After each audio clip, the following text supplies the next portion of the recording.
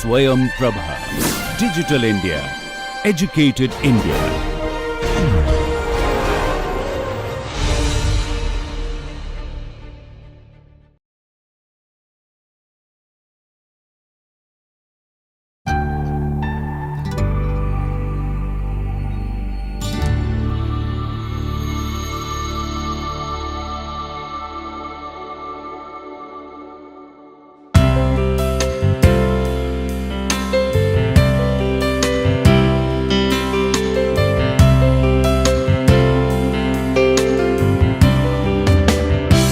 Welcome to the lecture 50.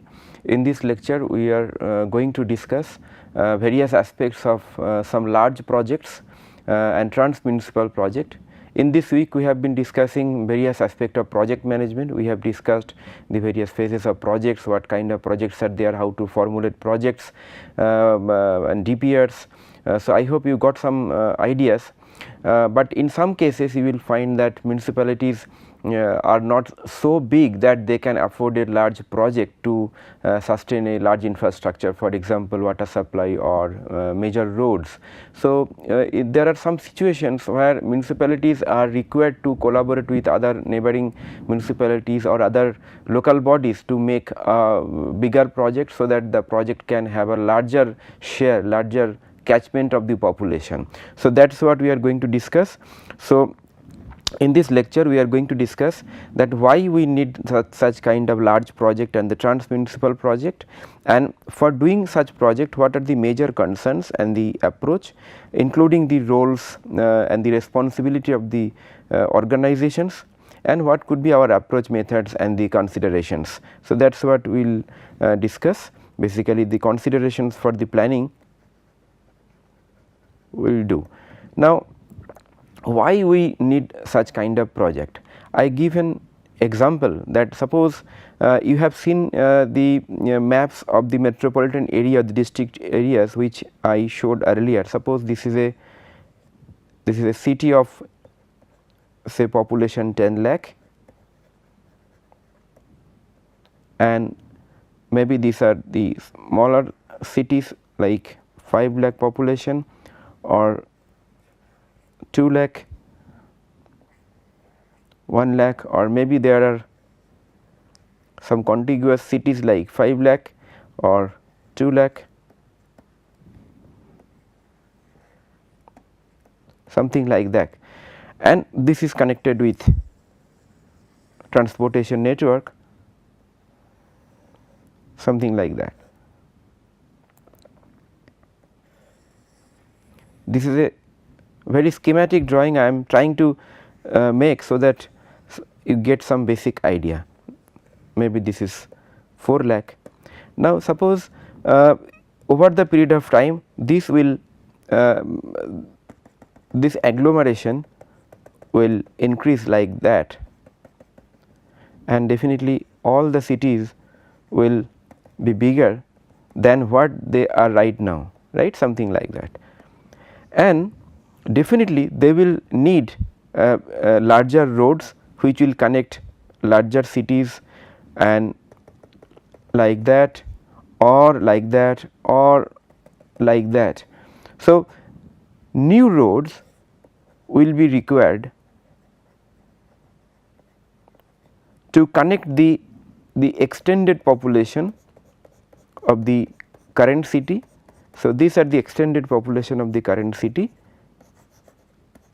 extended population, here also the extended population and the built up area, and apart from that there are situations that we create some new towns.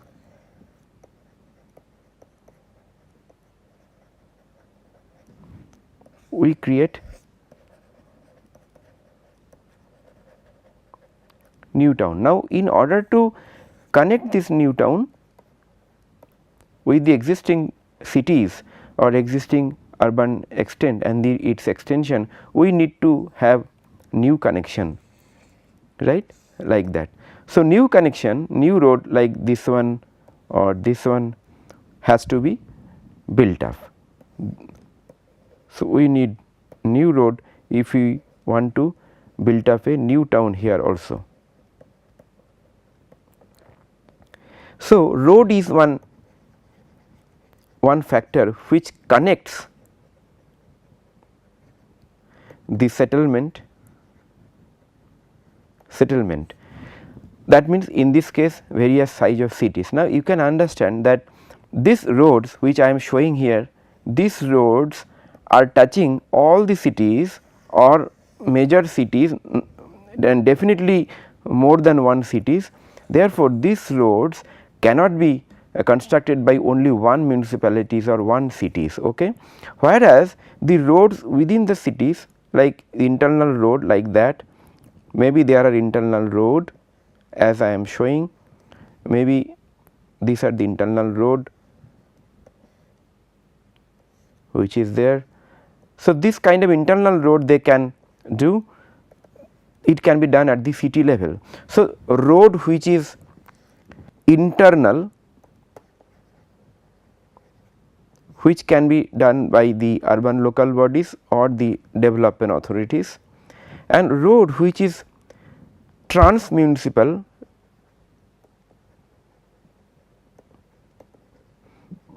that means it is extending beyond one city area to the transitional area and other municipalities or the neighboring panchayats, because apart from the cities there will be the panchayat areas, there will be various small panchayat or rural local bodies areas, that also we have to think.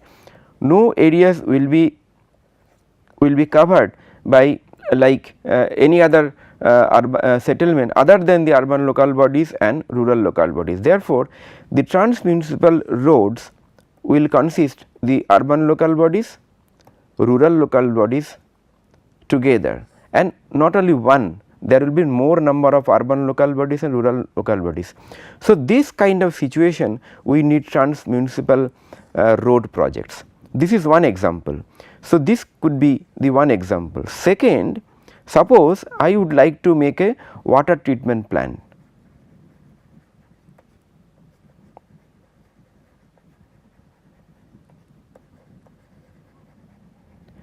And if I see that if I make separate water treatment plant for this new town, this new town, this new town, this new town and this, then the total cost of the water treatment plant will be very much higher, rather than if we make one centralized facility, maybe one centralized plant, we can make a bigger plant maybe somewhere here, somewhere here, so that it can serve water to all neighboring cities and the rural local bodies as such, and therefore, we can take the advantage of economy of scale, because the moment it will be big and it will be able to serve large population, large geographical area, definitely it will give some advantage in terms of the cost and the its function. So, similarly like road construction, trans-municipal road construction, this type of large setup or large treatment plant will also serve more than one municipality, that is the trans-municipal in nature. Similarly, road, water treatment plant, solid waste management, ground, all these can be done bigger project done as a cluster basis. So, when we make a cluster of several cities, so in this case we can make a cluster like this, say this could be one cluster, this could be one cluster, and maybe we can make another cluster,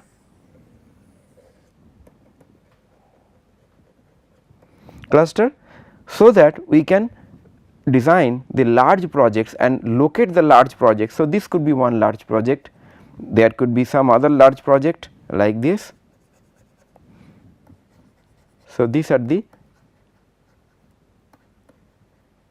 large projects or trans-municipal projects, and apart from that there are roads which is also trans-municipal in nature, which we are going to develop in coming future, right. So, this kind of projects are trans-municipal in nature, and that needs to be considered, that needs to be designed, formulated differently than any other project in the municipalities, where the basic methodology for the project formulation will be same, but there are some additional criteria.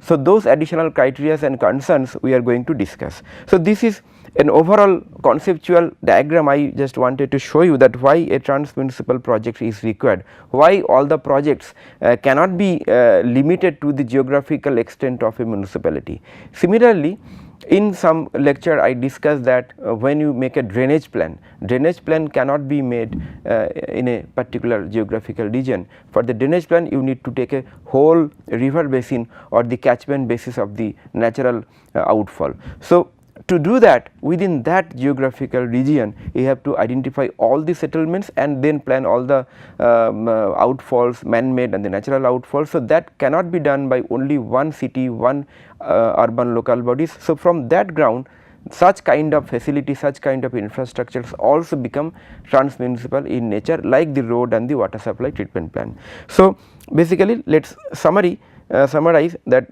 what are the reasons. So, first is we can make a durable infrastructure asset if we enhance the size,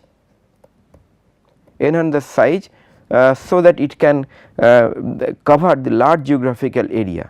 So, it can cover large population and also it can serve multi regions and areas. In the earlier conceptual drawing I showed you that it can serve multiple urban areas, rural areas, the river basins and also local areas including the rural local bodies, and serving more than one urban local bodies to achieve the economies of scale, that is what I told you.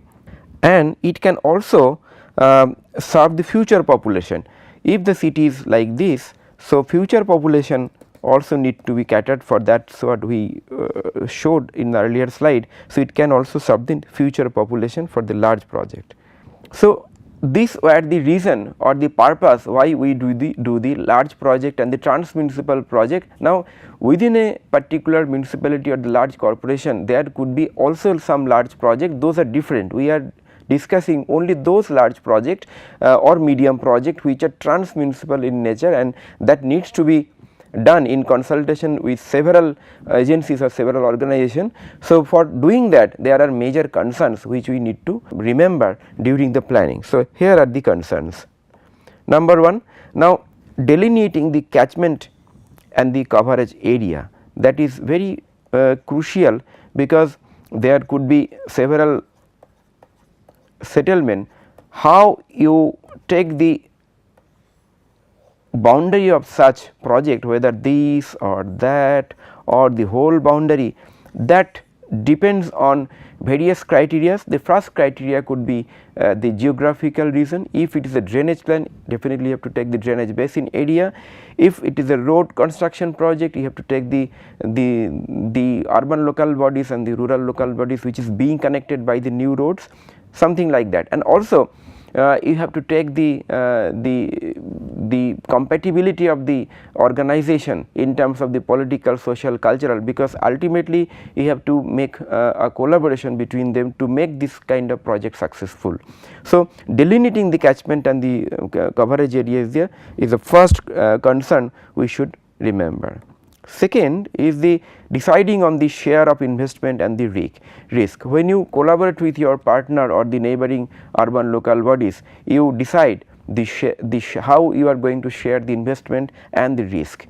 If it is a proportionate risk and investment which is quite traditional and the conventional, it is fine, but otherwise also you can decide, and you can, in recent years you have seen that there has been conflicts even between various states, various municipal bodies in terms of the sharing of the common property like water or road. So, this kind of situation can be avoided if we decide and collaborate between various trans-municipal agencies.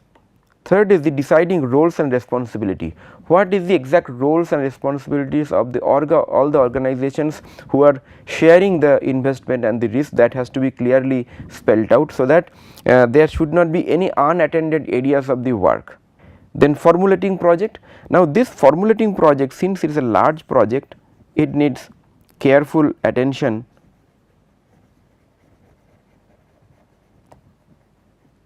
attention of expertise and elected member both. I tell you why, because this kind of project, since it is large trans-municipal project, for doing this kind of project you need land beyond the municipal boundary, and when you need land definitely you have to acquire the land, or you have to come to a consensus with a land pooling mechanism or town planning scheme mechanism by which you get the land from the people, and then only you can make such kind of project. So, there comes the role of the elected representative who can facilitate the land acquisition or land planning pooling process, and expertise also is required because these projects are large in terms of the geographical coverage, in terms of the population coverage. So, formulation of the project is crucial, which is little different than the project which we do at the local level within one organization. So, managerial aspect is very crucial for this project. Next is the resource generation, that how you are going to generate the resource, if it is a own resource or funding by the national agencies or international agency,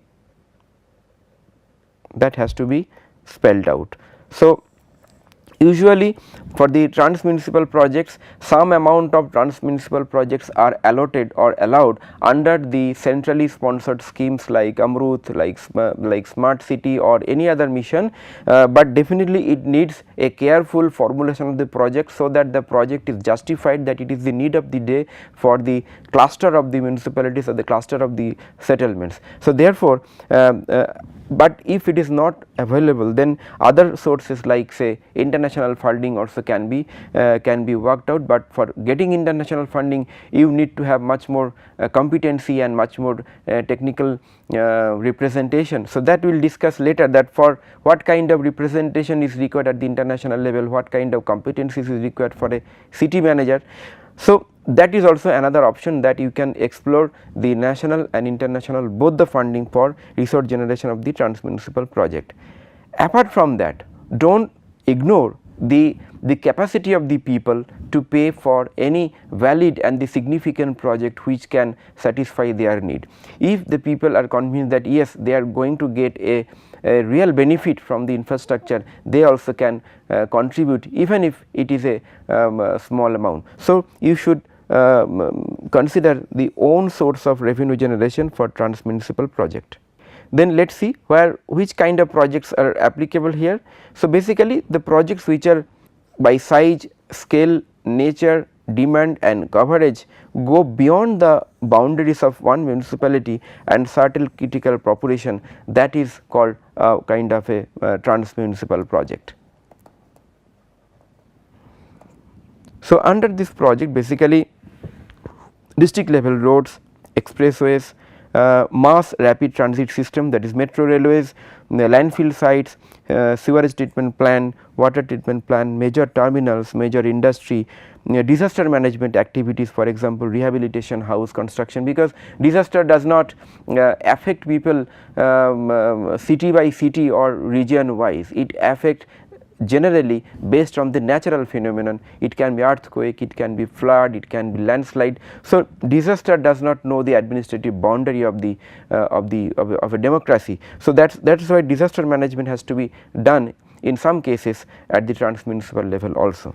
Then large institutions like say university or technical university, vocational university, general university can come, medical college can come. So, those kind of facilities are required at the trans-municipal level. Some examples, so for water supply like surface source development, treatment plants and distribution system could be one. For the sewage treatment plant and the network services and outfalls. For solid waste management, waste disposal facilities and expensive mobile equipment, that is a transportation,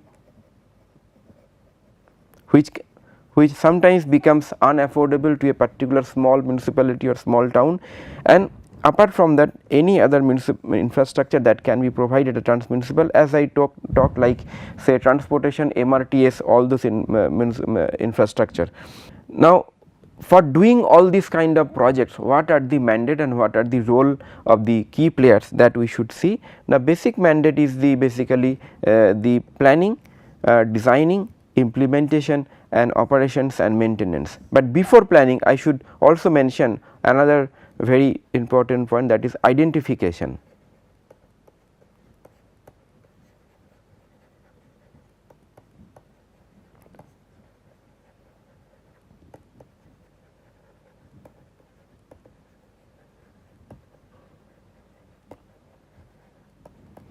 So, planning, after identification, planning, designing, implementation and operation and maintenance. Now, how you identify a trans-municipal project? Now, trans-municipal project will be identified, number one, based on the response of the people, that people need a connecting road between the surrounding cities or a distant cities, something like that. People need a faster connection from their own city to the another bigger mother city. So, those kind of response has to be taken, number one. Number two, you can take the real data of the kind of a traffic volume and kind of a requirement and the demand in terms of the traffic. So, those kind of response and the real data has to be considered for identifying the project. Similarly, other than the road, you can take the actual data of the water requirement of the neighboring municipalities, rural local bodies in the given cluster. Now, these clusters are basically hypothetical cluster or based on the physical phenomenon, and it is the job of a not a particular individual person or individual mayor or the chairperson. So, it is a combined job of a full cluster. You can understand that it cannot be done at one urban local bodies level or one city level. So, therefore, it has to be done at certainly at the higher level. So, in the higher level, basically higher level beyond the development authorities and urban local bodies, it is the district and the metropolitan planning committee or the district level authority who is the higher level authority, who can combine the requirements of the development authorities and urban local bodies and formulate and identify the cluster and the projects. Similarly, apart from the district and the metropolitan planning committee, there could be parastatal agency. For example, in your state you might have seen that there are dedicated agencies who are like say PWD, who makes the road connecting one city to another city. There could be CPWD, they also make road and the buildings. Apart from the PWD, there are agencies who construct the water supply pipelines, water supply treatment plant. There are agencies who are devoted, dedicated for the sewerage and the sanitary networks. So, those kind of parastatal agencies are also responsible for this kind of trans-municipal project, but definitely the project must be initiated at the urban local bodies or the local level. So, identification of the trans-municipal project is initiated basically at local level and planned at district or parastatal level.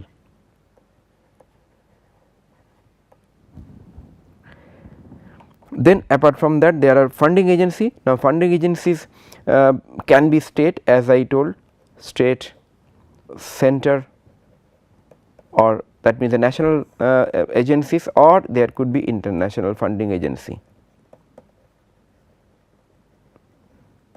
Now, some international funding agencies they have their own criteria to fund the project, either as a grant or as a loan, whatever it may be. So, they have their own criteria. So, for formulating those kind of project, those criteria need to be seen and considered for formulating project. And apart from the funding agency, there could be special purpose vehicle. Government time to time they create some organization for a particular duration of the some project, so that organization can be created. That organization is supposed to function that project or implement the project, and after the project completion the organization is dissolved. For example, in some cities government has created special purpose vehicle for the metro rail construction. They have created a SPVs for the smart city implementation for a given time period. So, in some cases, if the project is very large and has a large coverage or large responsibility, so SPVs also can be created in addition to existing parastatal bodies or district planning authorities. So, that depends on the volume, size, significance and the decision of the state government, but at the local level your job is to propagate and your job is to initiate, your job is to advocate the project at the district level and the state level. So, role of ULBC is basically, as I told, that identify the infrastructure services linkage that extends across the more than its boundaries and initiate, identify and then initiate and analyze its needs for such facilities based on the, as I told, that response and also data, and build a case for such facilities, take feedback on its own proposed plans and other infrastructure subcomponents. So, not only the identification, you take feedback and response of the people and make a case that yes, this project is required socially and technically both, and that project you can initiate at the district level, state level, so that that project is accepted for the funding. So, composition of such project plan will be basically a compilation of a set of infrastructure linkage proposal. Now, I would like to mention here that even if you are doing a road project, there could be along with the road project there could be some other project associated with the road project, because once you are making a road project, it is not only road, the facilities around two sides of the road, for example petrol pumps, for example some hospitals, for example some major networks, all this has to be integrated, and therefore, it is a compilation of all such similar projects, but that compilation can be thematic also based on the funding agency. So, that compilation has to be done theme wise, has to be done geographical wise, has to be done funding agency wise separately as the case may be. So, this composition of plan, this is not a particular statutory plan, as we have discussed earlier, that city development plan or zoning plan or metropolitan plan, these are statutory plan because it is under this Constitutional Amendment Act or the Municipal Act, the statutory plan, but this kind of plan is not as such statutory, but this is essential for executing the project, for develop the whole region. Therefore, this plan is not statutory, but it is not statutory, but this is basically thematic and for implementation.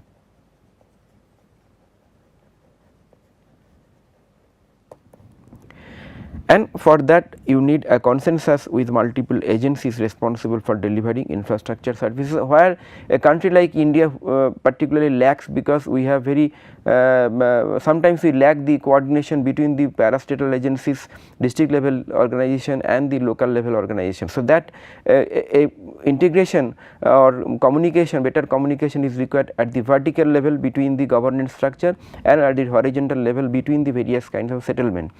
In the next few lectures, we will discuss all this communication and the integration, the integration element also, how it can be improved. Therefore, I am not going into that part, but just take a mental note that consensus and the integration is essential to implement successfully this kind of projects. Now, we see that what are the major consideration for implementing such projects. One is proposal to be presented before the concerned agency. It can be a funding agency or it can be a approving agency.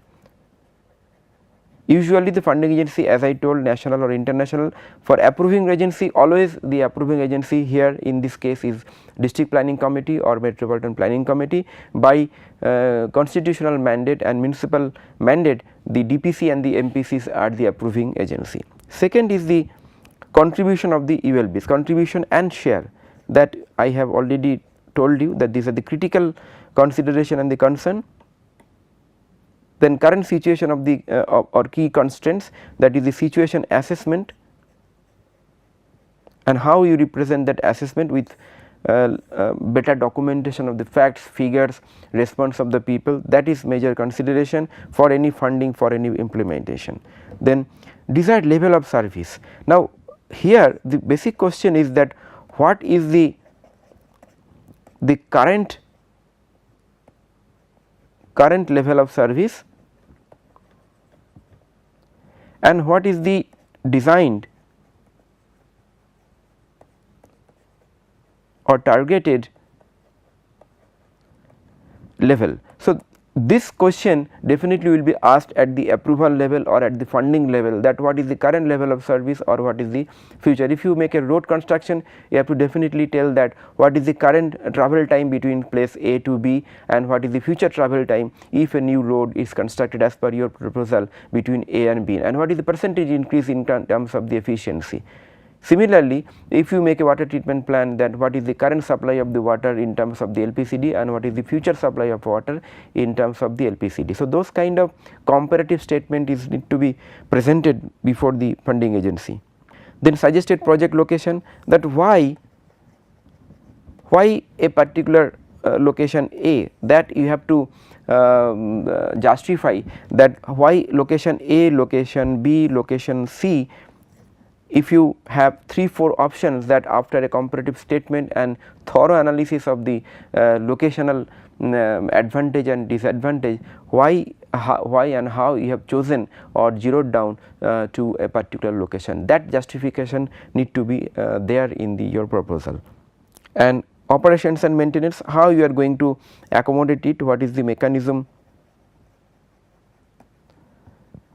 in the project itself. So, inbuilt, basically the expectation from the funding agency and the approval agency for all large project and the trans-municipal project, what they need to see, they expect to see that what is the inbuilt sustainability in terms of the operation and maintenance is designed in the project formulation, and in terms of the maintenance management, and that means how you are get a recurring money to operate and maintain, and how you are getting a recurring flow of the manpower or the man hour, and how it will be assembled from which municipalities, and how whether it will be new recruited people or it will be maintained by the parastatal agencies or the district level agency. Those kind of questions will be asked to you by the funding agency in terms of the operation and the maintenance. Next, how many persons are benefited. If it is the new project is benefiting only a handful person of like few thousands, definitely this is not the case. If it serves the new population and the existing population which in beyond few lakhs, definitely it is benefited. And here definitely it has to be seen that the investment per capita. So, investment per capita, if the total project cost is few crores and the population to be served is few lakhs. So, definitely investment per capita is the criteria which they would like to see. So, the persons benefited, and especially for the poor, quantification of the benefit. So, if you have those kind of facts and figure, also have some distributed figure that out of the total population which is going to be served, what is the percentage of the population of the poor population in terms of the percentage going to be benefited. Not only that, apart from the poor, what is the percentage of the women group of the people, or what is the disadvantages group, excluded group, who are going to get the advantage. So, those kind of facts, data has to be generated based on your study, and that has to be submitted along with the project. And opportunities for the realization of the user charge. Have you considered any potential opportunities for the user charge? And also here I would like to mention another very essential point which we discussed earlier, that is the added value capture. Because the moment you make a large infrastructure in terms of road, water treatment plant, new industry, new institute, definitely the surrounding land value will be increased. So, what mechanism we have considered to inbuild, to consider to integrate or to include the user charge and to capture the added value or enhanced value due to the new infrastructure. Those kind of opportunities you should not miss. So, that, and these are currently also asked by the funding agency and the approving agency. And the last is the projects of other agencies likely to be impacted by this. What is the impact of this project in the environment and in the other projects done by the individual municipalities or the urban local bodies. So, an impact assessment study has to be definitely done along with this I told earlier also that for any large project you need to have environmental impact, but here in addition to that impact on the surrounding project has to be also dealt out and clearly spelled out. So, having said that, I summarize today's lecture. Today we have discussed the various aspects of large and trans-municipal projects. The trans-municipal projects are those which covers a large geographical area, definitely beyond one municipalities or one settlement, which covers large municipalities and which is much more in demand by the people and which is the need of the day. And to take the advantage of the economies of the scale, this kind of large projects is designed and formulated to give the benefit to a large amount of population beyond few lakhs, and to the mostly the poor population of the several municipalities, several cities. Those kind of the projects are crucial, and this project serves the current population, current unserved population, future population of the existing city, future population of the new towns and the new cities. Examples of trans-municipal projects are like trans-municipal roads, district roads, expressways, the mass rapid transit corridor, and the major terminals, water treatment plant, sewerage treatment plant, then solid waste dumping ground, or large universities and large institutes. So, those kinds of projects can be done to give the benefit to a cluster of the local bodies. Now, this cluster of the local bodies need to be delineated at the district level, because district level planning or the metropolitan level planning can definitely integrate those kind of elements, but the project has to be initiated from the ULB level, so that there is a thrust from the people representative and the project is accepted. Now, when it is initiated at the ULB level, there are district planning authority, metropolitan planning authority, and also some parastatal who are also identified to do this kind of project. Sometimes government can make special purpose vehicle, that is a new organization, to implement those kind of projects. And for formulating the projects, definitely funding authority and the approving authority, they will see whether the project is substantiated or justified by the response of the people, requirement of the people, or the analysis based on the actual data and the surveys. And then whether you have considered the operation maintenance inbuilt in the project formulation or not, whether you have assessed the impact on the environment and the other project or not, whether you have considered the user charges or not, whether you have given or showed a specific framework for the implementation showing the role and the share of the investment and the risk of these various agencies. Those kind of features is extra required than in the project formulation than any other normal project which we do at the urban local bodies level, which is internal project, for which we do not need to make collaboration between the several municipalities. And for implementing this kind of project, we need to integrate, and you need to communicate with the horizontally with the other settlements, other municipalities, other cities, and also vertically with the state, national and the international level agencies. So, with this I conclude this lecture. Next lecture I will discuss about the image of the city. So, in this lecture today's lecture we have completed the portion of the project management. We will share the documents, some cases, and the additional readings for your benefit. And next lecture, next 2 weeks, definitely we will be devoting on the how after all this discussion, how we can enhance the image of the city, and for doing that how we can sharpen our saw and how we can sharpen our skill set, competency set, so that we can advocate our cases, we can propagate our cases, we can make a solid team, and we can definitely excel in terms of the urban governance and management. So, thank you very much for attending this lecture.